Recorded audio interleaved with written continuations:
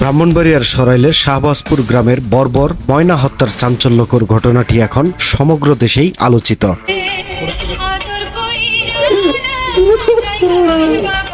হত্যার ঘটনাকে ঘিরে নানা ধরনের তথ্য ঘুরপাক খাচ্ছে, তবে এবার উঠে এসেছে এক চাঞ্চল্যকর তথ্য, যে তথ্য বদলে দিতে পারে পুরো ঘটনার মোড়, খুলে দিতে পারে রহস্যের জট।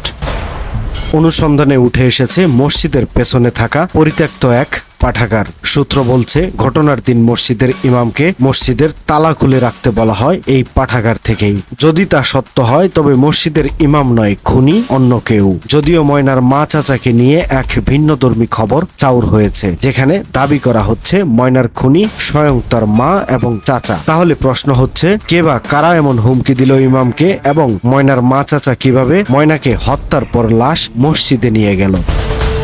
ঘটনার দিন মোহাম্মদ গাজী, রনি, জসিম এবং মোহাম্মদ আকাশ নামের আরো 4 জন গ্রেপ্তার হয়। মাদকের সংশ্লিষ্টতা থাকায় 151 ধারার চালানে তারা এখন জেলখানায়।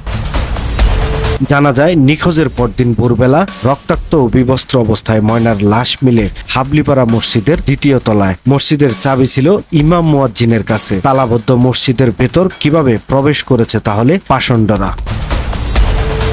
স্থানীয় ও একাধিক সূত্রে জানা যায়, আব্দুল মতিন খসরু স্মৃতি পাঠাগার পরিত্যক্ত ঘর হওয়ায় এবং আশপাশ নিরিবিলি হওয়ায় এই ঘরে একদল ছেলে দিনরাত মাদক সেবন করত। আকাশ নামের এক যুবক ওই দিন ইমামকে মসজিদের তালা দিলে খবর আছে বলে হুমকি দিয়েছিল। এতে ভয় পেয়েছিলেন ইমাম সাহেব। অবশ্য মসজিদের তালা না দেওয়ার ব্যাপারে ইমাম ও মুয়াজ্জিনের বক্তব্যেও ছিল ভিন্নতা।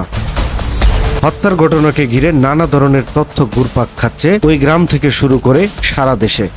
এক ভিডিও বক্তব্যে ময়নার পিতা আব্দুর রাজ্জাক বলেছেন, খুনি হয়তো আমার আশেপাশেই রয়েছে। শিশু ময়নার কোনো শত্রু নেই, জমি জমা নিয়ে কোনো বিরোধও নেই। এমন সব যুক্তি সামনে এনে ময়না হত্যাকাণ্ডের পেছনে পরকীয়ার বিষয় থাকতে পারে বলে চাউর হচ্ছে ওই গ্রাম থেকেই। অবশ্য মূল বিষয় উদ্ঘাটনে পুলিশ বিভাগ সহ বিভিন্ন সংস্থার কাজ অব্যাহত রয়েছে।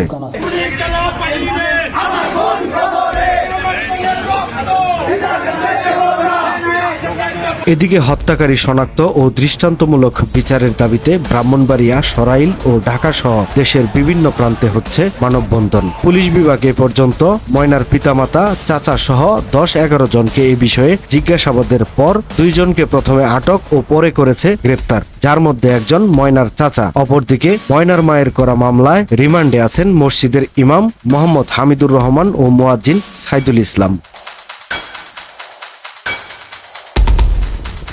সময়ের কলম, নিউজ ডেস্ক।